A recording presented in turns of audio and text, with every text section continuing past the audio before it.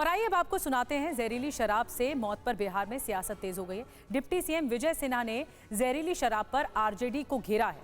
उनकी तरफ से कई सवाल उठाए गए। क्या कुछ कहना है, आपको सुनवाते हैं। इस तरह के वातावरण बनाने वाले बख्शे नहीं जाएंगे और जो लोग इसके पीछे हैं उसके बारे में भी सरकार तहकीकात कर रही है। तेजस्वी यादव जी जब विजय सिन्हा नेता प्रतिपक्ष होकर के ये प्रश्न उठाता था और आप उसी जिले में दौरा कर रहे थे, देखने तक नहीं गए थे, उस समय आवाज़ उठाने में क्यों दर्द होती थी? विजय सिन्हा उस समय भी इसका निंदा किया था, इसका प्रतिवाद किया था, आज भी करता है।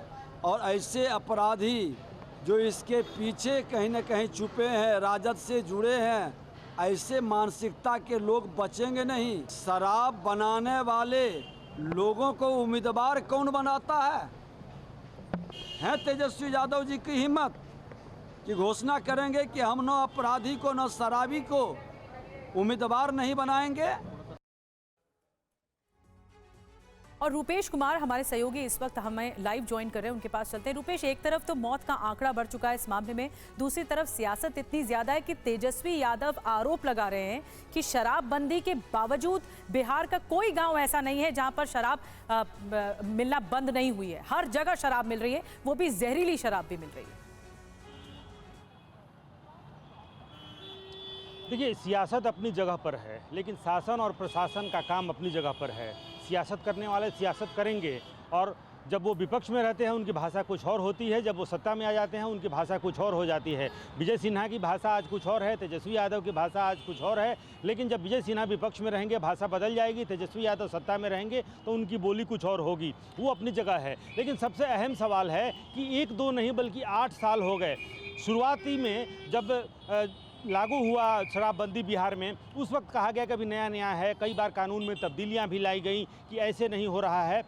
लेकिन अब 8 साल गुजर गए हैं। 8 साल में बिहार में शराबबंदी सख्ती से लागू हो, ये जिम्मेदारी सरकार की है। और ये बात बहुत सही है कि बिहार के गांव-गांव में शराब मिल रही है और शराब कहीं अब बहुत मुश्किल चीज़ मंगाना नहीं रह गया है। एक कॉल पे शराब अवेलेबल है और कई जगह तो सार्वजनिक तौर पर, मैं सारण और सिवान के गांव में जब था तो जहां पर सबसे ज़्यादा मौत हुई है, लोगों का कहना है कि यहाँ पोखर पे, बाजार में, हाट पे, भगवानपुर हाट में मेले के दौरान बोरे में रख करके और पाउच बेचा जा रहा था।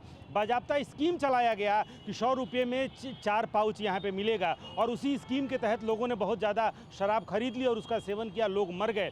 तो शराब की उपलब्धता है, अब ये सरकार को भी संस्थागत रूप से ये स्वीकार करना होगा, लेकिन उसके साथ ही शराबबंदी कानून और उसकी मंशा पर किसी को शंका नहीं है। नीतीश कुमार ने जब शराबबंदी लागू किया उसके फायदे भी सामने आए, लेकिन अब चूंकि शराबबंदी सिर्फ इतनी है कि दुकानें नहीं हैं शराब की, लेकिन शराब मौजूद है। लिहाजा कौन सुनिश्चित करेगा कि शराबबंदी के बावजूद शराब नहीं मिलनी चाहिए और अवैध तौर पर इस तरह बिक्री हो रही है, जैसा कि रूपेश बता रहे हैं। जब इन्होंने सीवान के गांव में इस तरह से मातम पसरा देखा तब ये बात खुलकर सामने आई। बहुत बहुत शुक्रिया रूपेश ताज़ा स्थिति बताने के लिए। लेकिन सियासत भी जमकर हो रही है।